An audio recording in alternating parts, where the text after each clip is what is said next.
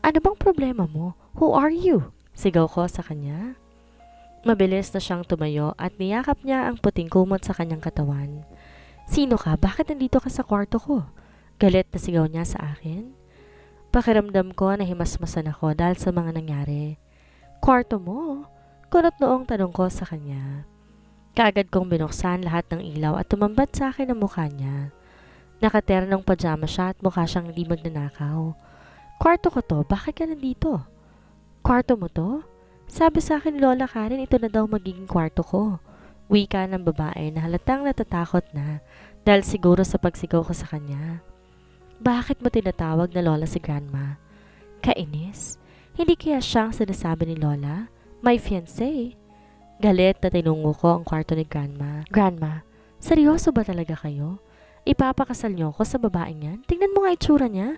Wala pa sa kalingkingan ni Cindy yan eh. Mukhang basta mo na lang siyang pinulot sa kung saan at inalok ng candy para sumama dito. Miguel, umayos ka. Hindi mo kilala si Stella kaya wag mo siyang pagsasalitaan ng ganyan. Galing siya sa ampunan at pinalaki ng mga madre kaya alam ko mabuti siyang babae. At wag mo siyang ikukumpara sa ex mong nang iwan sa'yo. Galit na sigaw ni Lola sa akin.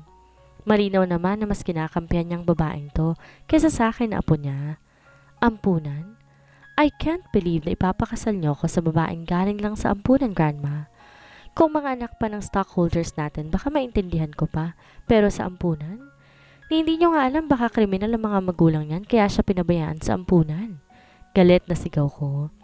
Naubos na kasi ang katiting na pasensya ko at gusto ko na rin ipamukha sa babaeng to na di kami bagay sa isa't isa.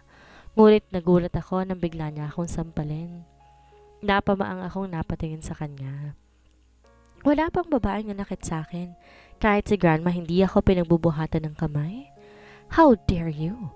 Hinigit ko ang kwelo ng pajama niya. Matalim ang tinging pinukol ko sa kanya pero hindi siya natinag. Hindi porke mayaman ka, pwede ka nang mang-apak ng taong hindi mo kilala.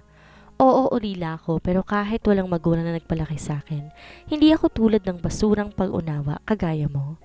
Mahina, ngunit madiin niyang sabi ng dalaga sa akin. Tama na yan. Hinihingal na sambet ni Grandma. Kagad ko siyang binitawan dahil nakita kong hirap sa paghinga ni Grandma. Lola? Lola?